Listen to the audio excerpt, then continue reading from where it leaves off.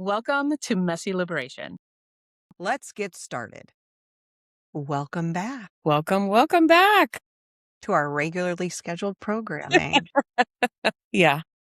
Yeah, it's been a minute. We've had our Everything is Political series going for like 2 weeks or 2 months, now. Months, And yeah. so, yeah, was lovely. We loved the series and we loved the spaciousness that it gave us for the summer. But now we're back to our weekly recording schedule. And here we are. We're here. We match too. Are you wearing black We and do white? kind of. It's black and white theme today. We were going to talk about I sent it to you, which is honestly kind of surprising because I'm surprised you didn't send it to me. I don't know if you had seen it yet, but the Oh, I had seen preview. it. Okay, of course you had. I mean, there's no way I know something smutty before you do. But we were going to talk about Wicker, the new movie that has at least threads abuzz because it is about a woman who gets railed by a man made of wicker. Yeah. Yeah. And it's based on a short story from a long time ago. Mm-hmm. That had already, I guess, been previously turned into a stage production, which is very interesting. Twice. That's interesting. I know, right? They have both the stage productions I saw. It's like this, like a literal, like not a human playing the Wicker Man. It's like almost like a scarecrow, and then the whole thing. So it was from like 2008, 9, something like that. Then it's been turned into a musical on West End, I think 2 different times. Most recently, maybe 2020, and now they're making it into a movie with Olivia Colman. And it's bizarre and cool and interesting. And I was very curious when I saw the preview because I'm like, if anyone loves smutty stuff, it's you. So I want to hear what your thoughts are. Yeah. I saw the trailer last week. Mm-hmm. And I was like, just the most unhinged thing I've ever seen. But it looks delightful, first of all. It looks like one of those, like, almost like a dark comedy kind of vibe to it. And it's all over Bookstagram and BookTok because all the like girlies and people who read like monster romance and creature romance and all the supernatural stuff, like they're just like going feral for it. And honestly, I can't blame them. First of all, it's Alexander Skarsgård. So you know who's underneath the suit. So it feels like just watching Alexander Skarsgård in Wicker suit, which is basically what it is. I'm assuming anyway that's how they produced it. He was in True Blood. He's one of the many Skarsgårds that are out there, in the cinema world. Yeah, I'm interested to see it. I don't know that I'll see it in theaters. Like, I'm very particular about how much money I spend on entertainment. And so, like, if it's a movie I'm going to watch in the theater, then it has to warrant a theater experience in terms of might. So the level of the screen, the sound, like spending money. Because I feel like it could be based on just the reaction to the trailer. I feel like the theater experience could be very much an experience. I feel like it's going to be full of women and maybe gay men, but probably mostly women who are just going to be howling and cackling. And I can only imagine the reaction because if it's anything like the reaction I'm seeing online to the trailer, I just think it could potentially be a rip-roaring good time in the theater of people just dying as he appears and all of it. Yeah. It's first of all, it's got a great lineup of actors, right, in it. It's Olivia Colman, Alexander Skarsgård, Peter Dinklage, just really phenomenal actors who are so good at their craft and are used to playing interesting roles. Like, all 3 of them have had, I think, in their like resume of cinema, just really interesting roles that they've played and that they're known for. And so just a lot of range within those 3 alone. I haven't read the short story, but I definitely have Bookstagram girlies that I'm online friends with that we're in a Discord server together who have already read the short story just to kind of get a better idea of what it is. And obviously I think the moral of the story, it's a parable, obviously, right? And so there's a deeper meaning to it than just like, oh, this woman is getting railed by a I want to get to that in a minute, but yeah. Let's stick on the railed part first. That's the fun part. That's the fun part to talk about. So yeah, so there's more to it than just that, but it does look it does look very delightful. What was your first impression of it? I saw somebody had posted the preview and I watched the whole preview, and my reaction was probably like a lot of people where I was like, oh, Olivia Colman, because I knew nothing of the short story and I really knew nothing about what I was getting into other than I just sort of saw there was this preview. So I'm like, let me click play and watch this. And I thought, oh, I love Olivia Colman. So that was my first thought. Oh, I love Olivia Colman. What's this? That should be interesting. And then like the little people, all the tittering as she's walking through town. And then I see Peter Dinklage and I'm like, oh, he's Peter Dinklage. This is great. It's looking like a great cast. And then all of a sudden I see him. I could tell it was like about her being sort of this, in the time it's set very far in the whatever, I guess Elizabethan, let's say, kind of times. I don't know exactly what time it was. But, at a time where a woman of her age was obviously like put out to pasture, right? And so it's like you can see all the, oh, she'll never find anyone. Oh, this poor lonely old woman. Oh, whatever. And her being sort of sick of it and going to this like warlock. I don't know, it's not a witch, whatever the male, isn't it? He's a basket maker. Oh, he's a basket maker, but I thought he had some sort of. I think that's. But how does he actually come to? Okay, I guess I have to see the whole thing to figure out how he comes to life, because I mean he's not human, but he comes to life well enough to take care of her. So he's not just a immovable basket man. He's a like living basket man. Anyway, so the guy makes her man, and so then I'm like, oh. Well, this is strange. Okay, so I guess it's got a little bit of fantasy, and I don't love fantasy, so I'm starting to get a little turned off. I'm like, oh. And then I see that she's like getting plowed by Mr. Basket Man, and I'm like, well, now this is interesting. And it started to become it became very humorous. I did think splinters, obviously. I think most of us probably would. But I was like, okay, I could see it's meant to be funny. And I, as a woman of a certain age myself, I was like intrigued because I do like what I feel like there is some social commentary there around women of a certain age and all of that. And also our vibrancy and desires and passion and also reaction from society and all of that. So I was surprised that I was sort of interested in seeing this movie that at first seemed kind of quaint and delightful based just on the cast and all of that, and then turned into something completely different than I thought and looked hilarious. And what's really kept me most excited is just, I mean, the Threads commentary is like next level good. The jokes are never ending and so wonderful. Yeah. And not in a mean way of like, oh, this looks so dumb, like panning it kind of way, but in just the like, it feels like it's, everyone's like excited and they're making jokes, but in a way that feels like, and I'm totally going to see it kind of feeling that, I don't know. I really love the community it's building around it. Yeah. Yeah. I agree. There's no shortage of jokes about the premise, not about the movie. Right. So I've seen a lot of like Wicker baskets are on clearance at like Home Goods or something. And people are like posting pictures, like looking for my next husband or like, fashion. Even a good one. It says, it would be a huge missed opportunity if IKEA doesn't release a spring 27 indoor-outdoor wicker chair called the Skarsgård with, the little thing over the A on Skarsgård. I'm like, oh, that was so great. I mean, there are some really great, like if you just want to have a fun time, go search Wicker on Threads right now because it's just so good. Yeah, you'll laugh for hours for sure. Yes. And I'm imagining... So, of course, this is just me as like somebody who we've talked about it. My romance reading is tame and it's more like love stories, rom-coms, but not like getting railed. So this is like outside of my normal comfort zone. I think maybe because it's so ludicrous and silly, plus like this extra layer of commentary, I'm kind of excited. But I'm curious as somebody, I'm assuming this is like not so outlandish or out there for the spaces you hang out in with the like. No, it's not. It's not. I feel like a lot of us probably could have predicted this at some point or another, because there's like creature. First of all, it's this magical realism, right? That's present in this movie, and so it's kind of taken this concept of like a fairy tale and making it even more supernatural than fairy tales already are, right? Because usually in fairy tales, you have a fairy godmother or you have some kind of magical element. And so it's taking this magical element and using it in a way that we don't really see, which feels fresh and creative and fun. And I think that's why a lot of people who aren't even into, smutty romance or whatever you want to call it are excited about it, because it does feel fresh and it feels original, even though it's based on a short story that was written a long time ago. So there's that. But then also, I think one of the reasons why no one is in the book reader romance, romantasy, dark romance, shadow daddy, whatever you want to call it. There's so many terms. There's so much language, right? And some of it is condescending and some of it isn't. But like the reason why people in those communities are like so excited about it and aren't even like batting an eye is because like there's a reason people turn to those romances, those types of romance stories in the first place, and it's because men in general, like, they kind of continue to fall short. And not that there aren't men that are trying. There Oh my God, obviously you are. don't speak to the not all men I mean, people.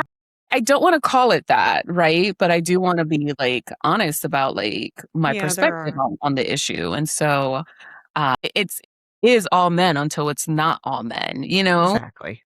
They continue to fall short. They continue to fall short. And that is generally the premise of the entire story, how this supernatural, weird ass Wicker husband that this woman marries and has an incredibly erotic relationship with gets the other woman in the village so like hyped up because they're like, whoa, your man who isn't even real treats you like that.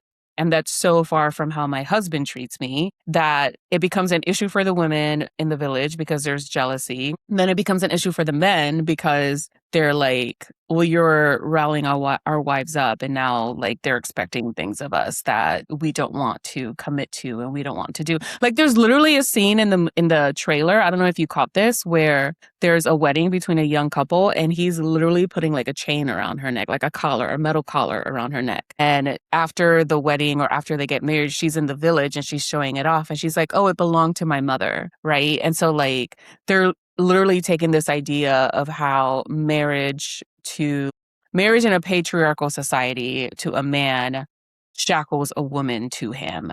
Like it's very, very literal. Like it's not just this metaphorical idea. Like she's literally wearing this metal collar. And then you have Olivia Colman's character who marries this guy. She has no metal collar on. She's still free to work because in the beginning of the trailer, she comes through town to sell her fish. She's a fisherwoman. She has her own job. She's single. She is middle-aged by all appearances, which is unheard of for that time. And so she continues to live in this sense of independence while being like adored and railed within an inch of her life.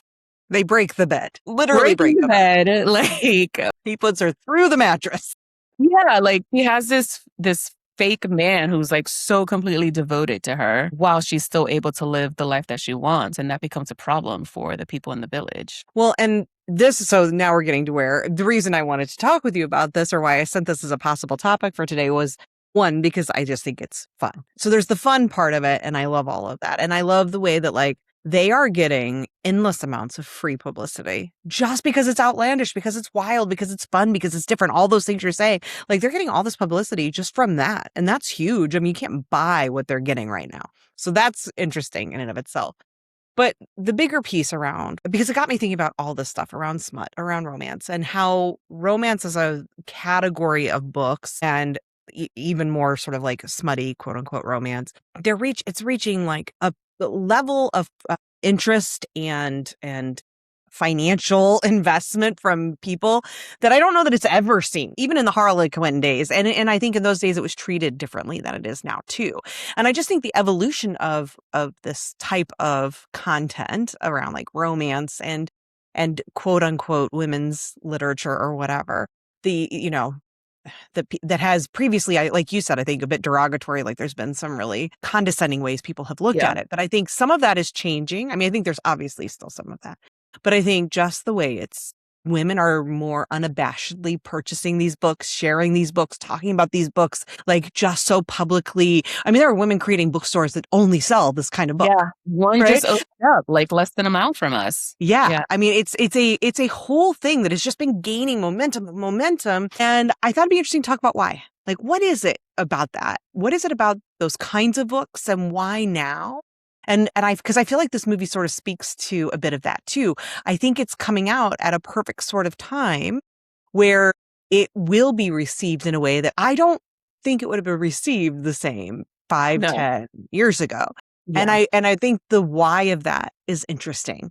And so I mean, one, I think it speaks to where we are, both in progress, but also threat to progress. And I'm curious, like, kind of as you're thinking about it and what it might be saying about us as a society, Not just the movie, but, the movie and just kind of romance, and specifically even like the smuttier the romance. And to your point, these books being written through a women's perspective, a woman's viewpoint, where it is not just about like Olivia Colman finding some, hot 50-year-old man who she gets to go through the traditional experience of love with, but that it's challenging those norms. Yeah. I think and I don't know what the statistics are, what the numbers are, but I think it's also really interesting that this explosion of like quote unquote smutty romance is happening while there's also like what appears to be like an explosion of like conservatism, not just in the US, but across the world. And it's like, how do those things go hand in hand? Right. Because even those women are unsatisfied in their marriages as much as they might tout these like trad wife principles and these family values and how important it is to like submit to your husband or whatever. Like I literally saw something on Instagram the other day. I didn't do a whole lot of research on it, so I'm not gonna I don't want to spend too much time talking about it, but like where this like conservative trad wife influencer was like selling this like coaching program on how women can better submit to their husbands. And then she went somewhere, she was on a stage somewhere and said that women shouldn't have the right to vote. And it's like you are taking women's money to teach them how to do these things, to like indoctrinate them into these beliefs. Meanwhile, you're fucking working. Right, Like exactly. what you're doing is work. Just as a quick aside, one of the biggest books of the summer was Yesteryear. I don't know if you read it or not. Doesn't matter. Lots of people have a lot of thoughts on it, and this is not specifically about this. However, it is coming at the same time. It's a book, it's fiction, and it's following this woman who is doing the trad wife content. It's a very interesting book. It's an unreliable narrator. A lot of people, I think, just don't like unreliable narrators, which might be part of the reason people have some problems with it. I think there's also some problems because of the very white lens it goes through, all of it. But it's interesting that book was also a huge phenomenon this summer, where it's a book sort of pushing back in a way and kind of shining the light on the hypocrisy of the trad wife movement for that very same reason you're talking about. So I just think it's interesting that so many of the things that are kind of rising in the zeitgeist are what you're saying. Like they're pushing these against some of the things that are also, as the conservatism is rising, there's these responses to it, and they're not seen as alternative or outsider, or like they're mainstream. Yeah. And it takes a lot of mental gymnastics, right? For someone to be in that space, to be like, oh, this is how a woman should act, but then also still kind of doing their own thing. And so like that's not a coincidence. Like those things are interrelated. And so no matter how much they might say they like are happy with their lives, or this is, God's plan for their marriage or their life or their children or their family or whatever the fuck they want to call it, like they obviously aren't, because like these books offer an escape, right? On an individual level, like the level of escape and the level of fantasy that you buy into is personal, right? Like I read a lot of fantasy fanfic, I read a lot of smutty fanfic, I read a lot of dark horror fanfic, and so it's a fantasy. Reading is always an escape. It's always an opportunity to enter into another world. How deep you get into it and how much those lines blur for you, right, is an individual personal thing.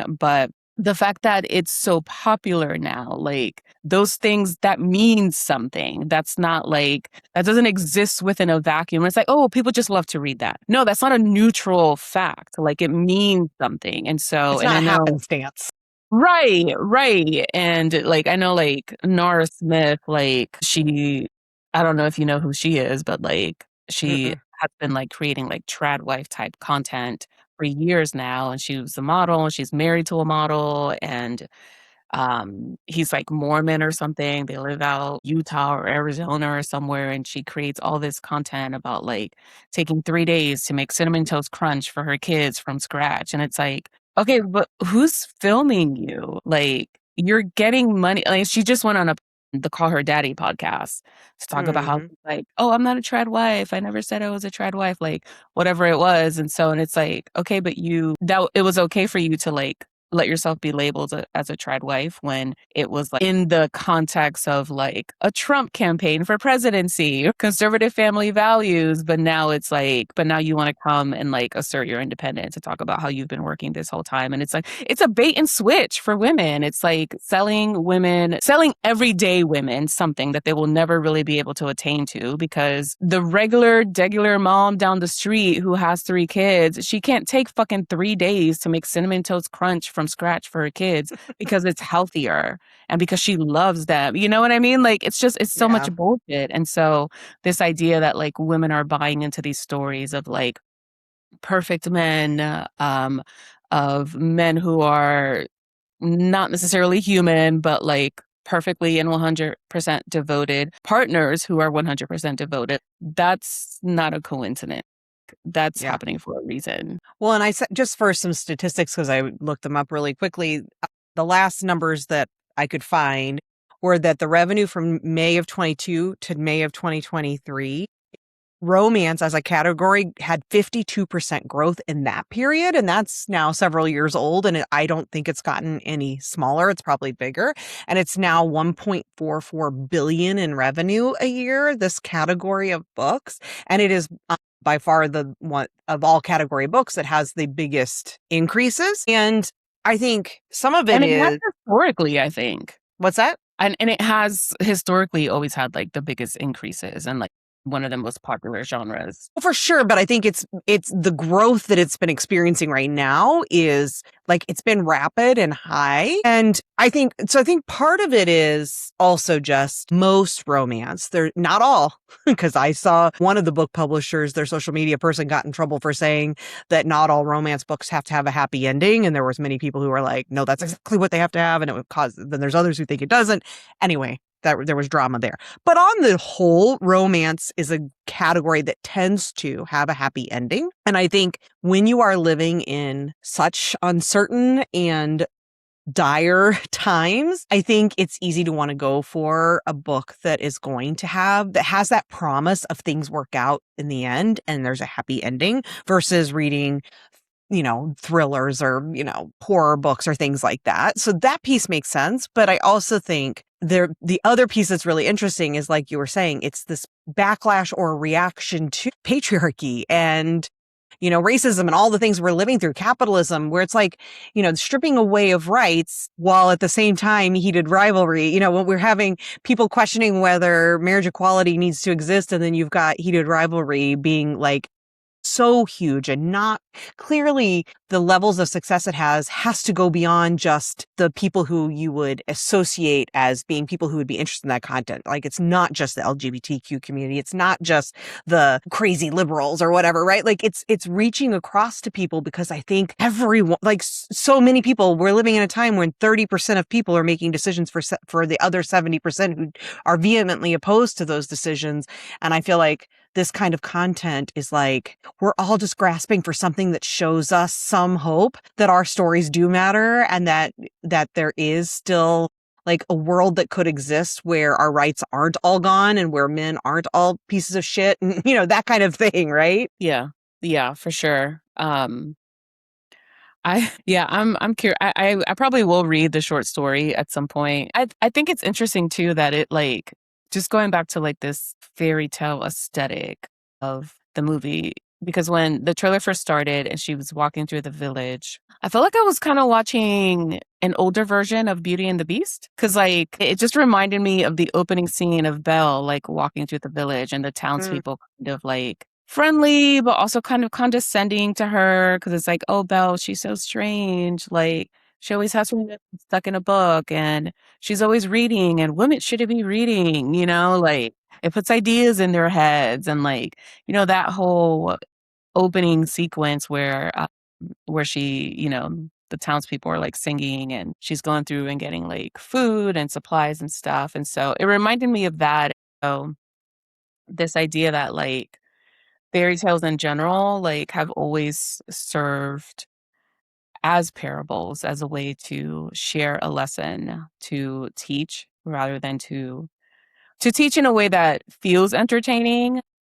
The entertainment part of it is like what sucks you in, right? It's the part that grabs your attention. And I think I feel that way about almost everything that is meant to entertain in this world, that there's a lesson to be learned from the things that we consider entertainment, and whether or not that lesson or that parable is something that is values aligned is something like each individual person has to decide for themselves. But like when I see trailers for like military movies, I feel like this is propaganda. The reason it feels like propaganda to me is because it feels pro-nationalist, right? Which is different from patriotism. That's a completely different ideology from patriotism. There might be some overlap, but it's not the same thing. And for people who don't know this, like in Hollywood, if you're going to make a movie about the military has to sign off on it. Like they have a contract. They have contracts. They have to have someone from, I think, the DOJ look over it and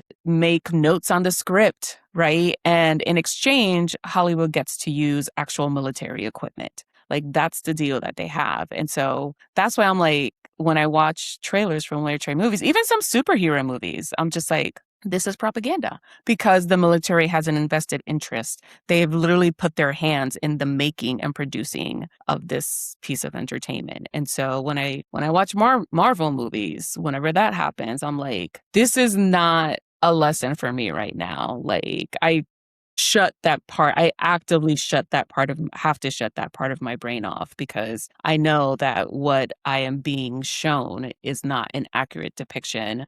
Well, one, first of all, it's a fucking movie. Like it's never going to be really accurate, but also like there's an intent behind it that's beyond just pure entertainment. And I don't think some people look at entertainment that way. And no, they definitely don't. I mean, that's it's media literacy. Yeah. We've talked about it a million times, and media literacy is not just media in the sense of the press, the free press that we think of when we think about like the First Amendment. Media means all forms of media that you consume, which includes art, which includes, books. It includes books. Right. Movies, all of it. Ads, you need media literacy. We need media literacy to consume anything. Social media also. Yeah. Because what media literacy teaches you is exactly what you're saying, which is, well, one, to make a conscious choice about, am I going to watch this through a critical lens, or am I allowing myself to shut that off a bit so that I can just have this as pure escapism, whatever. Mm-hmm. And that's okay as long as you're making a conscious decision. I think most people are watching it through that without making that a conscious choice. Yeah. They're just doing it passively. And then what happens when you do that is you're not doing the part that is, what was the artist trying to communicate? What other forces were at play here? What is this reflecting or not? Right? Who paid for it? What is it reflecting or not showing me about society? What intentional choices were made about whose stories are told, whose aren't? All of that is stuff that we should be doing with everything we're consuming, unless we are consciously saying, like you said, I know this Marvel movie, I could ask myself all those questions and it will be a different experience of viewing than if I say in this instance, I'm going to watch this, shutting that off, but knowing those things are at play here. So I'm not taking it at face value. I'm just allowing myself to say this is in entertainment, but I'm also then not going to buy into some of the stuff that they're clearly trying to get me to buy into. But we don't do that. And I think reading is important because same thing you're saying, like art, whatever you may or may not think about what you call art individually as a person, right? Some people think it has to be something super elevated or whatever. But the truth is anything that's created is art, right? Yeah. Even if it's like you said, a social media post, that is a form of art. It is a creation. And all creation is through an artist's voice and perceptions and experience. And there's always an intentionality behind it. And it's important for us to think about what is that intentionality. And then also to collectively about like, what does the art of the moment, what is it saying? What is it responding to? Why is this happening? Which is what, this conversation around Wicker. And I'm always interested. I find it interesting to watch. What are the things that start to become more resonant, that take a hold, that get popular attention in times of joy, in times of like prosperity, or in our case, right now, times of uncertainty, times of challenge, times of scarcity. What are the stories that do get told and what do people respond to? And I think it's very interesting to me to see this level of response to something like Wicker, really says, I think, a lot, going back to what you said at the beginning about how women are feeling about our participation in society, our how much we're wanted in society, how we are cared for or not cared for, what we're willing to tolerate and growing unwilling to tolerate. And I think that's very interesting to notice. Yeah. Yeah. Yeah. I mean, like you said, I think art is both like a reflection of the context that we're in, right? Like that our current times, our current events, like you said. And I also think like art can be like the catalyst for future art, right? For future changes, for what the future could potentially look like, right? Because it should inspire conversations, right? The subject matter of those conversations can vary, how it's talked about can vary, but like it should walk away, or you should walk away like asking questions, right? Like, what was that about? Like, what did that mean? Like, why did they make that choice? Like, what does that represent? Why that actor and not this actor? Why that color and not this color, right? And so being able to engage with like different forms of art in that way, I think is such a necessary skill that, as you mentioned, when people look at artistic endeavors as just entertainment, they're not engaging in that skill. They're just like I'm just here. My eyes are on it, but my brain is off. That actually really saddens me because like for multiple reasons, obviously like the lack of critical thinking is like a sad commentary on the state of our world, but also just like engaging with various forms of art is such a place of curiosity, and like people who aren't actively curious about the world around them, like I actually feel quite sorry for them. Like I can't wrap my head around the idea that like that there are people out there who just aren't curious about things. Well, I would propose to you, and I think you'll agree, Taina, I have a feeling, is the reason you can't fathom that is because you don't hold as many privileged identities as I think many of the people who live that way hold. I think the more privileged identities you hold, the easier it is for you to not have to be curious, and not only to not have to be, but to be conditioned to not be curious, Yeah, right? to just accept it as the status quo. Yeah, because your job in our system is to uphold the systems. And if you start to get curious about why these systems exist, why they make sense, which by the way, they don't. So if you start to get too curious, it all starts to unravel. And so that's what our schooling is doing. That indoctrination system is challenging you to not be curious. Why you're not allowed to question authority in school, why you're not allowed to push back on what is presented to you in the curriculum and ask why and who says and where does this come from? And that's not what I think, or that's not what I've been told, right? You are challenged to really believe things are very black and white. It is as it says in the curriculum, Yeah. I am the authority. You're not here to question. You're here only to regurgitate and to learn to be a quote unquote good citizen, which means learning how to not be curious, right? Yeah. Learning how to not challenge. And I think the more that you are outside of or have less of those privileged identities that are so protected inside of that system, the more you naturally become curious, because it's hard not to, I would think, if you're a Black person sitting through, even today, especially with so many of the changes and pushbacks that are happening, if you're sitting in a history lesson, just going back to what happened in my son's class and hearing, that my teacher had even stepped outside of the curriculum and was using the term slaves and slave owners instead of enslavers and enslaved.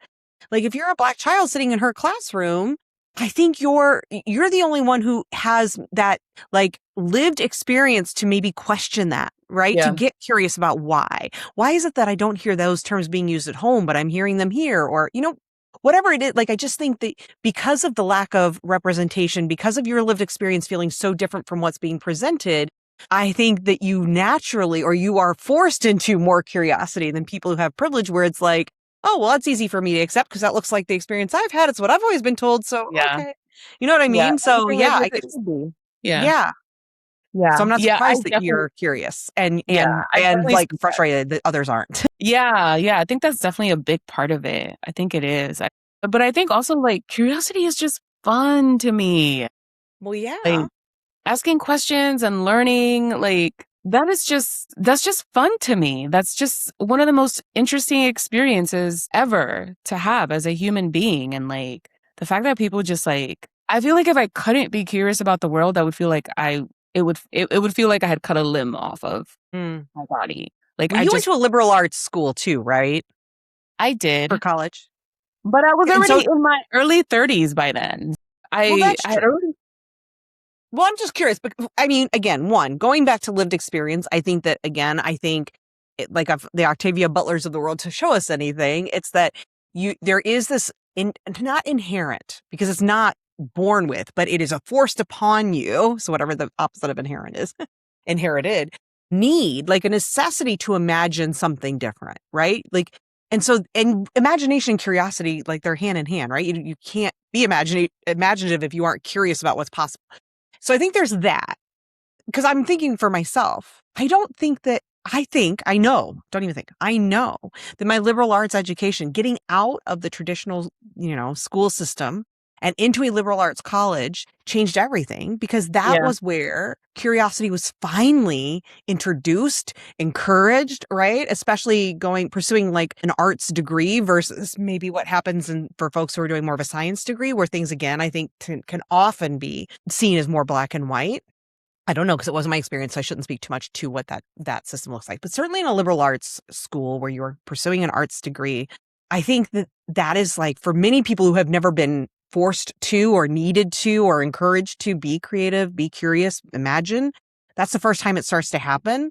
So I think for me anyway, it feels like this delayed, where I think maybe you got to it earlier. It took me until then to really start to get curious about the world around me, beyond just the sort of simple, like beyond my nose of just like, oh, you're in front of me, your life's a little different, tell me about that. It was more like, that was the first time I got to the like deeper questions of the why is it different? Mm-hmm. Tell me more about, like, why is it like that? Yeah. Make it make sense. That didn't happen for me until liberal arts school. Yeah. Why and what if are like my two favorite questions. Like, why is something the way that it is? And what if it were different? Mm-hmm. What if we did X instead of Y? And I tell you, Taina, that question of what if, the why, I think, is a question. Well, first of all, it just makes me like, as a mom to a younger child, you hear parents all the time, they get so frustrated by why, because kids love to ask why. Right? They love to ask why. And what do we do as parents? Because, and this, I don't blame us. This is the conditioning we get, but we are conditioned to shut that down, to get annoyed by that, and to try to answer the why in as black or white a way as we can, right? We want to give you the answer. We want to give you the solution. We want to tell you this is the why so that we're done. And what if, here I go, what if our responses to kids in those whys were like, I don't know, what do you think? Or what if it is what you're saying? Or what if it could be different? What would you want it to be, right? Like, we don't invite that curiosity with those questions. And so I just think that's interesting, because I think why a lot. And I think I always did. I think the part I wasn't encouraged to do and didn't do until much later was the what if. And I still find it challenging. I still find it challenging to get to the what if. I'm pretty good at the why.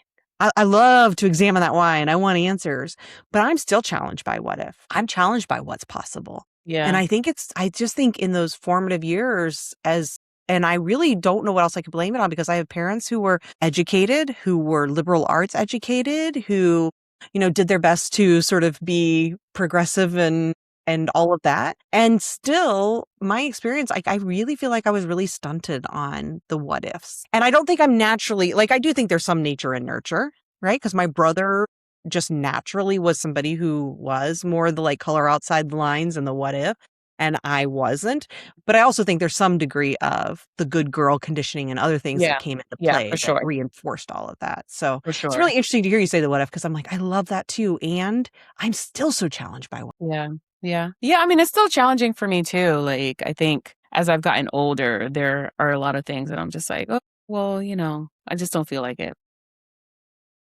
Yeah, but you can still think the what if, right? Like I have struggled to even fill in the what if. It's not even like what if, but I don't feel like doing it. It's like, I don't know what if. I only know that I'm mad and I know the why, which is where younger feminists have helped me when they're asking questions like, okay, I don't want to hear that you don't want this world. I get it, but what do you want? And that's where I've always been like, oh, that's so hard. It's hard because it's a blank slate, right?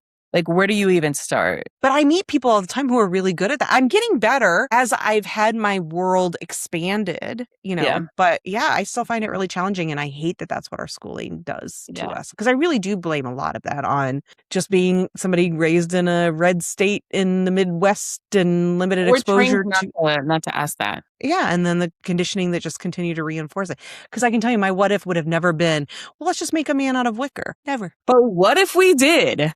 Well, now I'm excited to find out what happens if we do. Yeah. I can't wait. Yeah. Like, I'm going to see this movie, which is sort of wild to me that I'm like, yeah, I'm fully invested now. I want to see it because it's not something. Wait to hear your reaction. I need like immediate voice note after. I'll just have to live tweet it as we used to, whatever they call it now, live thread it as I watch it. Because like you, I probably won't see it at the theater. Although I do think it could be a really fun girls' night out at the theater. Yeah, and I think everybody should come with like their Longaburger baskets with a little picnic or something. Like, I think it could be fun. It'd be a fun like movie, like group outing and then like discussion after. Yeah. Oh my God. Over wine? For sure. Yes. Yes. Yeah. And also, for anyone wondering, apparently not apparently, I've seen it. The European trailer, not the American trailer, as I've seen people say. So this is not my original thought, but the European trailer shows his Longaburger and the American does not. Somebody shared it with me in one of the groups I'm in, and I saw it. I saw the trailer, but I was like, I can't tell what's a schlong and what's an arm or a leg or whatever. Well, first of all, Taina, if you can't tell whether it's a schlong or an arm or a leg, Wicker. Well, that's saying something pretty. I think that might be part of the reason women are like, yes, please. But secondly, I did have to like really freeze frame it and zoom in, like I'm pinching in to see. But I did because I was curious. And I am not hoping for that at all. No, it doesn't come out till October, which is wild that we're already like, people are so much engaged in this, and early August, it doesn't come out for 2 months. You just, like I said, you can't buy that kind of publicity. So they're doing something right.